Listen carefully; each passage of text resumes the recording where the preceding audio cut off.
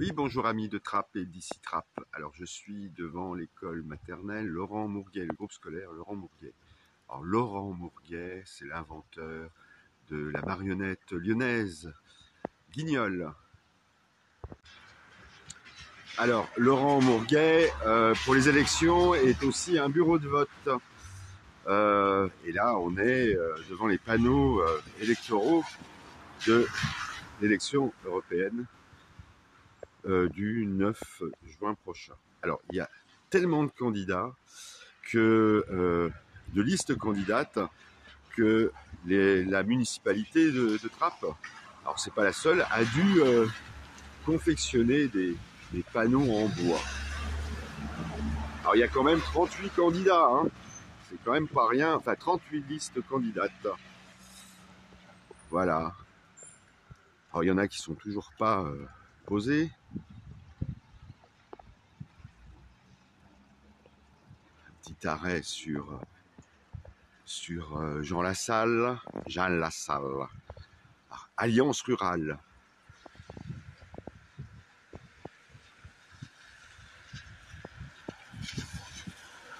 Alors, oui, là c'est une candidature intéressante. Mais sur cette affiche, à mon sens, hein, il y a quelqu'un de trop. Je vous laisse deviner. Alors ça, c'est... Je sais pas trop ce que c'est, mais apparemment c'est l'écologie un peu droitière, centriste. Bon, ça, c'est les méchants, hein. Alors les méchants, ils sont en pointe, apparemment, dans les sondages. C'est l'ex-Front National de Jean-Marie Le Pen. Alors eux, on ne sait pas trop s'ils sont méchants ou bêtes ou abrutis, voilà. Enfin, en tout cas, moi, je les aime pas, comme les autres d'avant d'ailleurs, hein. Bon, alors pour l'instant, pour moi, ça c'est la liste la plus intéressante, parce que c'est une liste qui est peuplée de gens, enfin pour certains, que je trouve très courageux politiquement, et qui l'ont été notamment par rapport à ce qui se passe en Palestine. Et à ce propos, on peut rappeler que sur cette liste, menée par Marion Aubry, eh il y a Rima Hassan. Et puis Cocorico, alors je ne sais plus quelle place exactement, c'est autour de 40e position. Il y a une élue de Trappes, Madame Beoult, Dalal Beoult, dont on a déjà parlé sur Ici Trappes pour de mauvaises raisons. En tout cas, mauvaises raisons énoncées, ou pas du tout énoncées d'ailleurs, par le maire de Trappes, Ali Rabet.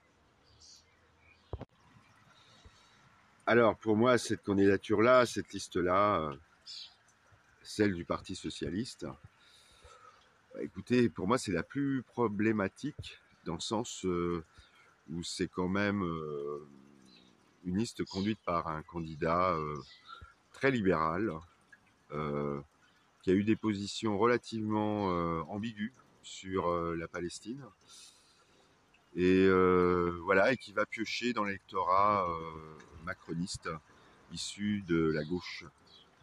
Voilà, donc en gros, c'est un parti socialiste qui essaie de se refaire pour nous faire toujours la même soupe macroniste ou hollandaise ou sarkozyste, hein. Faut pas oublier que toutes les politiques ont été menées par ces présidents de la République, politique économique, se ressemblent, hein. On le voit encore là avec la nouvelle réforme autour des allocations chômage. Bon, la voilà, la majorité présidentielle, Macron. Bon, je la trouve pas très brillante, cette tête de liste dans les débats. Mais en tout cas, la liste du Parti Socialiste ou celle-là, pour moi, c'est un peu kiff-kiff, hein, c'est pareil, hein. Donc, si on vote pour l'une ou l'autre, ça fera pas tellement de différence entre nous. C'est mon humble avis. Alors, une des listes candidates, alors je sais plus quel numéro, si c'est un de ces numéros ou peut-être pas, ou peut-être un autre numéro, l'autre liste candidate qui me semble intéressante n'est toujours pas collée. Ouais, je vais peut-être m'en charger, on verra. Bah écoutez, à plus tard. Salut, amis de Trappes et d'ici Trappes. Ah, un petit coucou à Monsieur Nasrou. Ah, coucou, Monsieur Nasrou. Ah lui, c'est bel ami. Hein. Dans le genre conservateur, je me tiens là, libéralo-conservateur. Mais bon, ça vaut pas le coup d'en parler entre nous. Voilà, vaut mieux regarder les panneaux vides après ce genre de candidature qui ne sert strictement à rien.